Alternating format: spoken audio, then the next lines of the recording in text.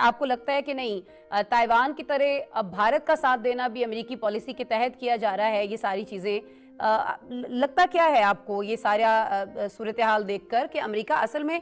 खड़ा कहाँ है? क्या चीन के खिलाफ वो इस हद तक जाएगा कि भारत का साथ देगा हर मामले पर? जय हिंद दोस्तों, मैं महेंद्र शर्मा स्वागत करता हूं वन वर्ल्ड हिंदी में आपका। उम्मीद करता हूं आप खुश और स्वस्थ है। दोस्तों ये दिखाते हैं पाक मीडिया की कुछ लेटेस्ट डिबेट, जिसमें कैसे पाकिस्तानी मीडिया बौखला उठा है और चाइनीज चिंटों की जब से पिटाई हुई है तो उस पिटाई के बाद से कहीं ना कहीं पाकिस्तानी मीडिया अब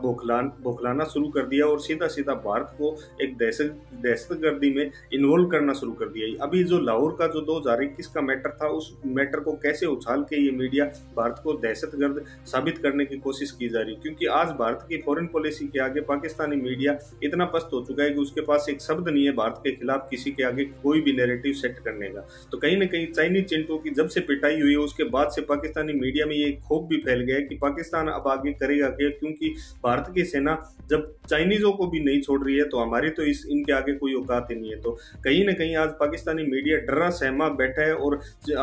एक गलत नैरेटिव सेट करने के लिए मीडिया पे डिस्कशन किए जा रहा है कि भारत को कैसे दहशतगर्द साबित किया जाए। तो दोस्तों देखिए डिबेट और कमेंट में अपनी प्रतिक्रिया जरूर दें। लास्ट में आपसे रिक्वेस्ट करूंगा, चैनल पर नए हैं तो चैनल को सबसे पहले सब्सक्राइब करें, लाइक शेयर कमेंट जरूर करें। दोस्तों जय हिंद, वंदे मातरम, भारत माता की जय। दोस्तों जिसमें भारत का चाइना के साथ 1962 ऑनवर्ड से अभी तक चल रहा है, और अभी आपने जो जिक्र किया उनका जो 3300 तकरीबन 2100 माइल के करीब जो लाइन ऑफ एक्चुअल कंट्रोल है उसके ऊपर बेतहाशा जगहों पे, तमाम जगहों पे डिस्प्यूट और डीमार्केटिंग और मुख्तलिफ जगहों पे जो है वो आ रहे हैं। और ये 30 जून 2020 से अभी तक का अगर हम उसका जिक्र करें तो तकरीबन 30 माह हो चुके हैं जिस पे डिस्प्यूट चल रहा है, जो वाकया शुरू होता है गलवान वैली में। अब उसका जो हम साइड इफेक्ट देख रहे हैं वो ये है कि तकरीबन 16 राउंड्स हो चुके हैं नेगोशिएशन के हाईएस्ट लेवल पे दोनों ममालिक की तरफ से। चाइना की तरफ से इस वक्त तकरीबन, बल्कि चाइना और भारत दोनों की तरफ से 7 ऐसे एरियाज हैं जिसके ऊपर गुफ्तगू चल रही है जहां पे फोर्सेस को आगे पीछे हटना है या रुकना है। उनमें से 2 जगहों पे चाइना का क्लेम है और उसने कहा कि उसके ऊपर बात नहीं होगी। सिर्फ 5 वो ऐसे एरियाज हैं जिस पे बात हो रही है, और उसमें भी दोनों साइडों ने चंद मील पीछे जाके एक नो पेट्रोलिंग जोन बना ली है। तो ये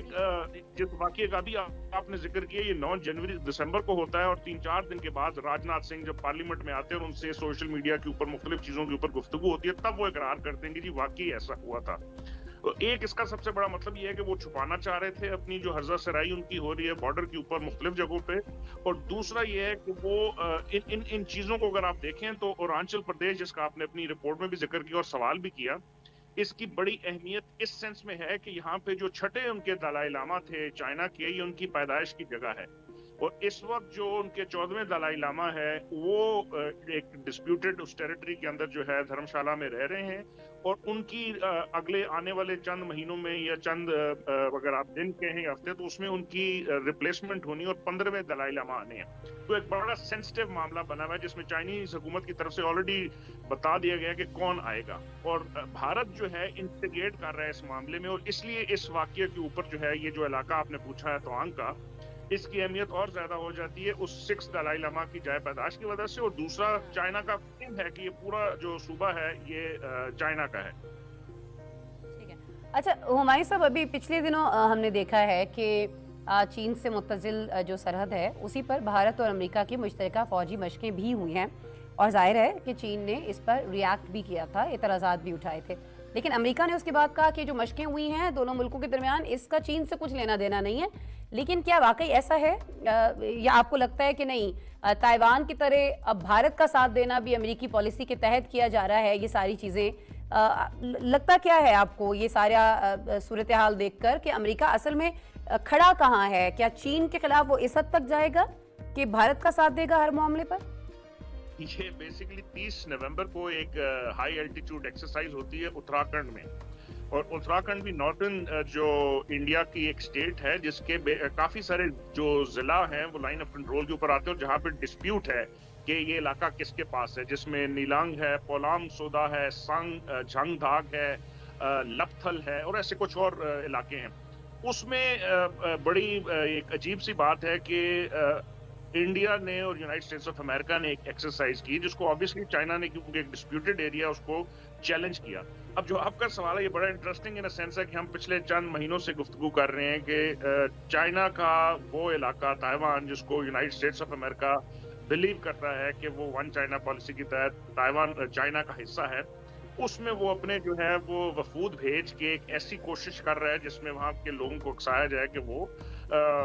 आज़ादी की तरफ जाएं या कुछ ऐसे अनासर को प्रमोट करें जो कि दी जा सके ना किसी तौर। एग्जैक्टली। तो ये उस सेंस में ये बेसिकली जो आपका सवाल है ये अहमियत का हामिल इसलिए है कि यूनाइटेड स्टेट्स ऑफ अमेरिका ने इस वक्त भी इंडिया को एशिया पैसिफिक या अब उसको वो इंडो पैसिफिक कहते हैं उसके अंदर एक बड़ा अहम रोल दे दिया है। उसको वेपनरी को बेच रहा है, उसके अलावा जो है उसके साथ उसको क्वाड का एक हिस्सा बना लिया, एक ऐसा सिक्योरिटी डिफेंस मैकेनिज्म है जो कि अभी तक ओवरटली अब खुल के सामने आ गया है कि वो चाइना को कंटेन करने के लिए, और ऐसे बहुत सारे जो है वो डिफेंस सिक्योरिटी मैकेनिज्म बना रहा है जिसमें वो चाइना के बेल्ट एंड रोड इनिशिएटिव को वो नहीं मानता। हुमायूं साहब, अमेरिका चाइना के खिलाफ कहां तक जा रहा है, किस हद तक जा रहा है, इस पर तो हमने बात कर ली, लेकिन मैं चाहूंगी कि थोड़ा सा हम भारत की जानिब वापस आ जाएं और बात कर लें कि वो किस हद तक जा रहा है पाकिस्तान के खिलाफ दुश्मनी में। 23 जून 2021 को जौहर टाउन, लाहौर का इलाका, वहां एक धमाका होता है, काफी जानी नुकसान होता है इसमें, लेकिन पता चलता है जी कि इसमें तो रॉ मुलव्वस है। वजीर दाखिला राना सनाउल्लाह ने प्रेस कॉन्फ्रेंस की है, बताया है कि कई मुल्जिमान को अरेस्ट किया गया है जिनका ताल्लुक जो है वो रॉ से है। लेकिन आपको नहीं लगता कि अब जो पाकिस्तान ने फैसला किया है कि पाकिस्तान का ये जो भारत का दहशत गर्दाना मकरू चेहरा है इसको आलमी सतह पर उठाया जाना चाहिए, इस फैसले के अंदर इतनी जान होनी चाहिए, इतनी स्ट्रांग हमारी प्लानिंग होनी चाहिए, हमारे पास तमाम शवाहिद, तमाम चीज़ें, ठोस सबूत होने चाहिए कि जब हम इसको आलमी सतह पर उठाएं तो वाकईतन लोगों को पता चले, पता है भी, लेकिन कहीं ना कहीं अपने मफादात के लिए उसको नज़रअंदाज किया जाता है। लेकिन हम कुछ ऐसे ठोस इकदाम करें कि अब की बार नज़रअंदाज ना हो सके भारत की ये दहशतगर्दी। हुमायूं साहब।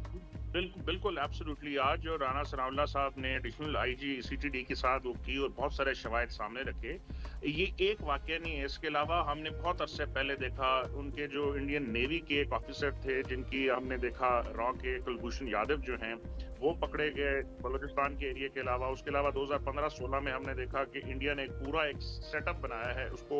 एंटी सीपैक सेल कहते हैं रॉ के अंदर, वो हमने देखा। फिर हमने देखा कि कश्मीर में जो उनके मजालिम है वो पूरी दुनिया के सामने एक डिस्प्यूटेड टेरिटरी है जिसमें बावजूद इसके कि यूएन की बेतहाशा रेजोल्यूशन वो कहती हैं। तो ये सारी चीजें इस चीज की तरफ इशारा करती हैं। और फिर अब हम पिछले चंद अरसे से देख रहे हैं कि वो अपनी माइनॉरिटीज के साथ उनके रवैये क्या हैं, मुसलमानों के साथ पर्टिकुलरली क्या हैं। बाबरी मस्जिद का वाकया देख लें, बांग्लादेश के अंदर जो सिटीजन एक्ट है जो बंगाल के अंदर है, उसके अलावा जो उनके अब उनकी टॉप लीडरशिप देख लें, योगी आदित्यनाथ को देख लें, उसके अलावा जो है अमित शाह साहब को देख लें, उसके अलावा अपने जो हमारे उनके प्राइम मिनिस्टर हैं वो तो शुरू से ही उनको जो है मुख्तलिफ किस्म के अलगापात दिए गए, बुचर ऑफ बंगाल भी उनको कहा गया, गुजरात। तो ये सारी चीजें इसकी तरफ इशारा करती हैं कि उन्होंने एक इस किस्म का चीज बना ली, अपना आइडिया बना लिया कि एक पाकिस्तान को उन्होंने तंग करना है। अब पाकिस्तान के पास इसके जरिए क्या है इसको रोकने के। हमारा जो बड़ा अहम मौक़िफ़ हमने यूनाइटेड नेशन के अंदर डोजियर जमा कराए हैं जिसमें हमने बहुत सबूतों के साथ ये चीज सामने रखी है कि इस वक्त जो उनकी तरफ से दहशतगर्दी हो रही है स्टेट स्पॉन्सर्ड, उसको रोका जाए। फिर हमने देखा कि उन्होंने एनडीएस जो पिछली हुकूमत में अफगानिस्तान के थे उनके साथ मिलकर हमारे बॉर्डर एरियाज में क्या किया। फिर हमें जो मुख्तलिफ वाक़यात मिलते हैं जिसमें टीटीपी के साथ मिलकर वो पाकिस्तान में दहशतगर्दी कर रहे हैं, जो सीपैक है उसको सैबोटाज करने के लिए। फिर हमने डिसइंफो लैब का जिक्र सुना यूरोप के अंदर जो 250 के करीब या बल्कि उससे भी बहुत ज्यादा ऐसी वेबसाइट थी जो सिर्फ फेक न्यूज को फैला रही थी ताकि दुनिया के ममालिक जो हैं पाकिस्तान से मुतनफिर हों। फिर हमने FATF के अंदर देखा कि वो पाकिस्तान को खामखा जो है वो बावजूद इसके कि हमने बहुत सारे जो उनके 27 के करीब, मैं पिछली बात कर रहा हूँ उस वक्त जब हम उनके ऊपर अमल दरामद कर रहे थे और हमारे हो चुके थे, लेकिन भारत की शय के ऊपर बहुत सारे ममालिक हमें उसके ऊपर से निकालने से दरेगा थे। तो ये सारी पॉलिसीज थी, लेकिन मेरा ख्याल है आज के वाकये से और उसके बाद जो हमारा पिछला FATF से पाकिस्तान का निकलना ये और फिर दहशतगर्दी के अंदर पाकिस्तान की दुनिया के अंदर सराहाया जाना, ये इस चीज की गमाजी करता था कि दुनिया के अंदर अंडरस्टैंडिंग आ रही है कि वो भारत की बहुत सारी जो। और हुमायूं साहब यहाँ हम क्रेडिट देना चाहेंगे वजीर खारजा बिलावल भुट्टो जरदारी को, मौजूदा हुकूमत को, मौजूदा प्राइम मिनिस्टर को। बहुत ज़्यादा एफर्ट्स की गई हैं दुनिया में जाकर, लोगों से मुलाकातें करके, मुख्तलिफ ममालिक के सरबराहान से मुलाकातें की हैं इन दोनों शख्सियात ने। उनको बताया है कि पाकिस्तान को भारत की वजह से कहाँ कहाँ किन किन मसाइल का सामना है। और इसी दौरान एक और अहम चीज़ हुई थी। OIC सेक्रेटरी जनरल और वक्त जो है उसने